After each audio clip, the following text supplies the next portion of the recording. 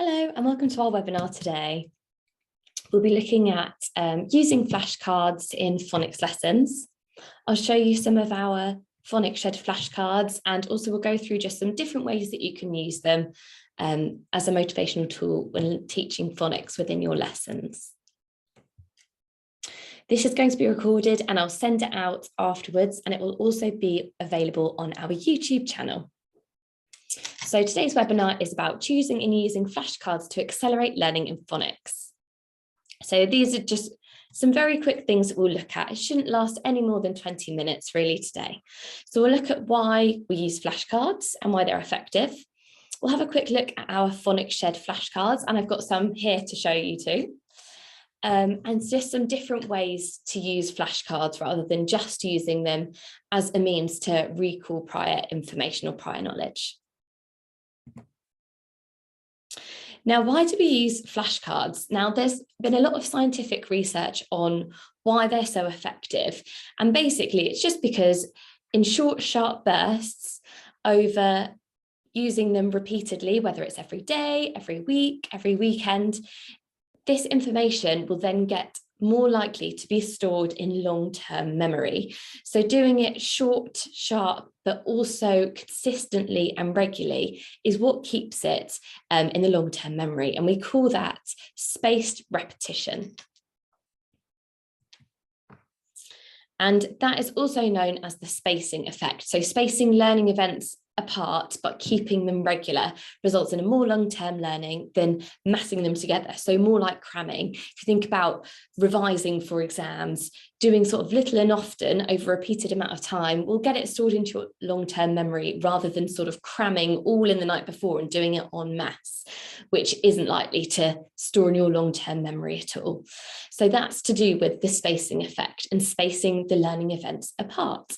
And there's been lots of different experiments and research that have shown this. And that's why we use flashcards, and we do them often within usually the start of our phonics sessions daily. The spacing effect will then ensure that it goes into our long-term memories, or the pupil's long-term memories in this case. Now, with our Phonics Shed flashcards, we have a couple of different types. We have got the ones with GPCs on, and we also have some with high frequency words and also common exception words. So you can see it might be the opposite way around for you. The ones in bold, the letters in bold, are the parts that make it a common exception word, or rules or patterns that the children might not have been taught yet, which makes this not a decodable word. So they're very obvious. They also have a padlock as well on the side there.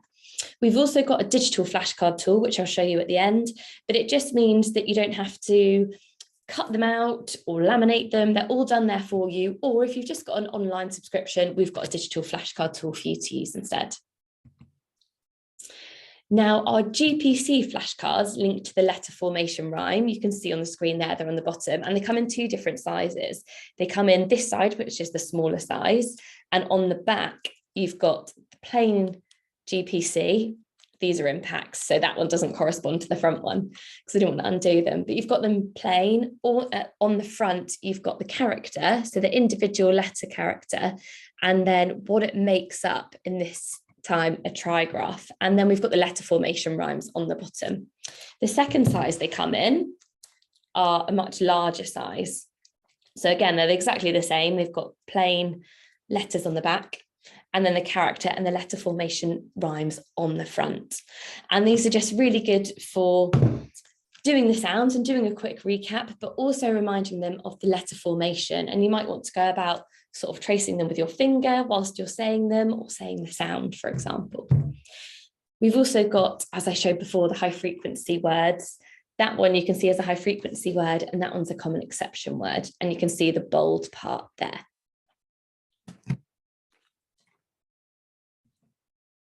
Now, I was just going to show you some different ways to use flashcards. Some of these are ways that I've used them in the past, or some of them I've taken from another website, which I've got and referenced on the next page. So doing it in a recap, which we most usually do at the beginning of a lesson.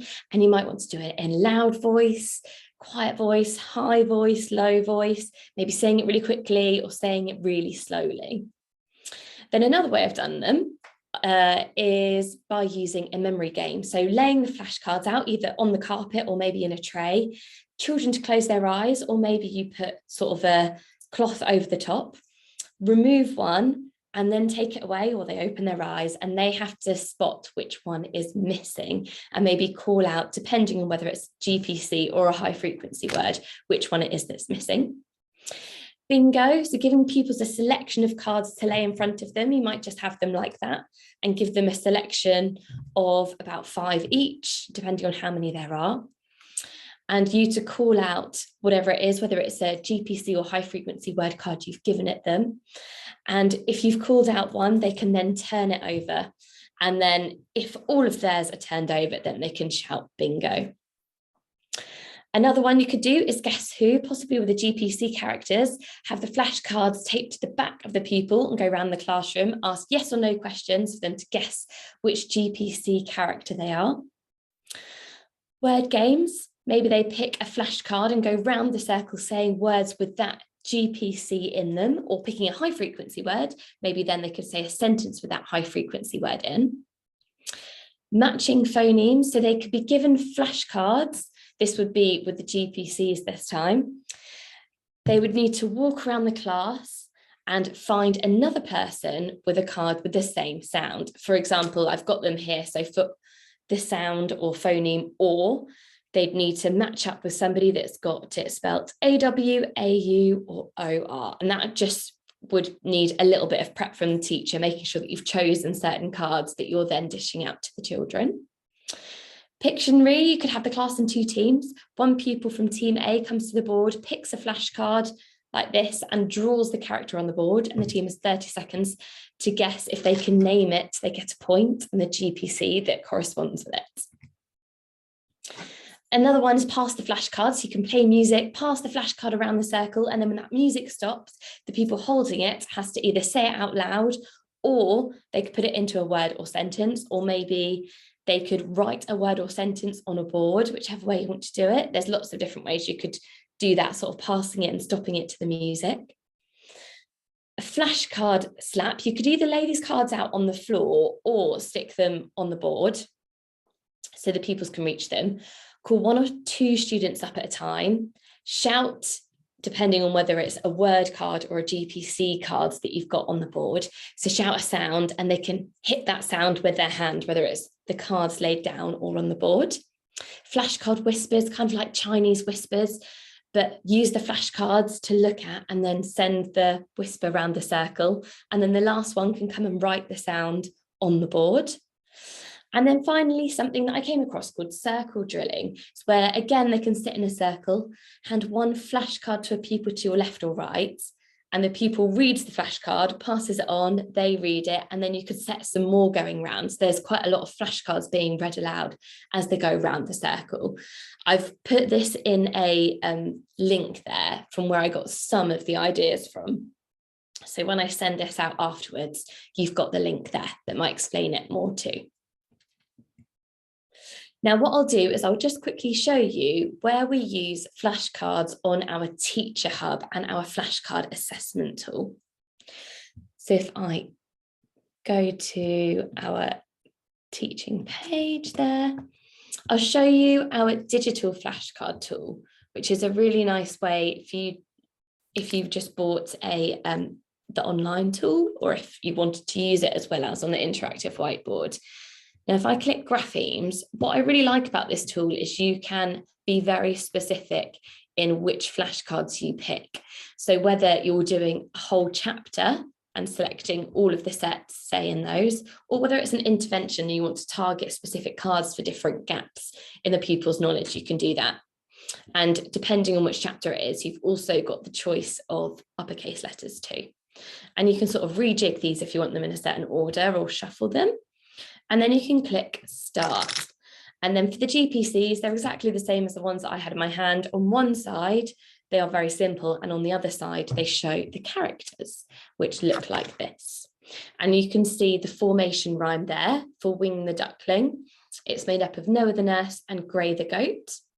So Noah the nurse is down from the handles to the wheel, up and over the seat to the other wheel. And Gray's is around Gray's head, then down to scoop up her beard. So those are the different formation rhymes that you can see there that can help. And you can click next card if you want to. You can click previous card. If they haven't quite got it, you can click see again, and that will go to the back of the pack, and we'll keep going with that. So I really like this tool. It's quite a nice, quite a pleasing tool as well in a way, and a nice one for the interactive whiteboard. And then we also have the same type of tool, but for high frequency words. So if I click there, again, you can do the same, pick your chapter and then the specific words. Now with these, they're like the ones that I showed here. They don't have anything on the back, but you can see them there. And again, you can go next card, you can click see again, or previous, like that. So that's a really nice digital flashcard tool that we've got on there. If you'd like to have a look, you can get a free trial. If you wanted to get a free Phonics Shed trial, it will end so that you don't have to worry about cancelling, anything like that. The other way we use flashcards online is in our assessment tool. Now, if I go into a particular class, oh, not there. If I go to groups and then click on a class here, I can launch an assessment session in phonics data and show you what that looks like. So once you've done it, it populates the grid underneath here. So we've got graphemes and high frequency words there, and they are in a similar way. So what you can do is, if you want to do it online, you can have your child sitting next to you that you want to assess, click on a chapter that you're going to assess and a particular set, or the whole chapter if you wanted to, and click next. The people who you've got sitting next to you that you're going to assess, and then click start. And then you go through these and click how the child is doing. So they need to say them out loud. So for example, and then it will populate the grid down here. You can also, you're going to need to use some teacher judgment as well. So you can also override these if you need to, or if they've suddenly got it at a later date, you can change that then to nearly, or whether they've got it. You can do the same for a certain word list. You can do the same for high frequency words. And you can also do the same for a phonics assessment type tool like the screening check. So these are high frequency words, which will then populate the bit here for high frequency words. So you can say whether they can read those out loud. And then our other popular tool is the screening check simulator, which is exactly the same, but it's got screening check type words, and it's got an alien next to those words, which are alien words that they need to sound out. You've also got the practice session like you do when you have paper-based phonics screening checks too. So there you can see that one's an alien word. So this is the practice stage, and then it goes on to doing the first part. So that's another popular way that we use flashcards in here. So I'd encourage you to get a free trial if you wanted to have a look, and you can go onto the resources section, Phonics Shed, and have a click around our different chapters. Our Phonics Shed scheme is based into 4 different chapters. Chapter 1 is pre-reading.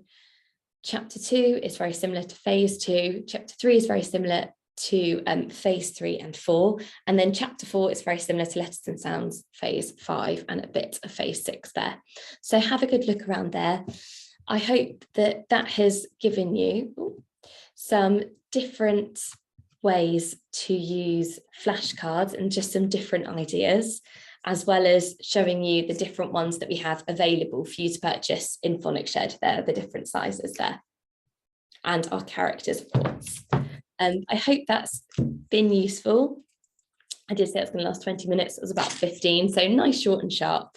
But I will put this up as a blog post that will be available on our website, as well as sending these around in case you want to just share those slides of just some different activities and ways to use flashcards in the classroom, because it's nice and easy, and it means you don't need any more resources. So have a nice evening. I hope it was useful.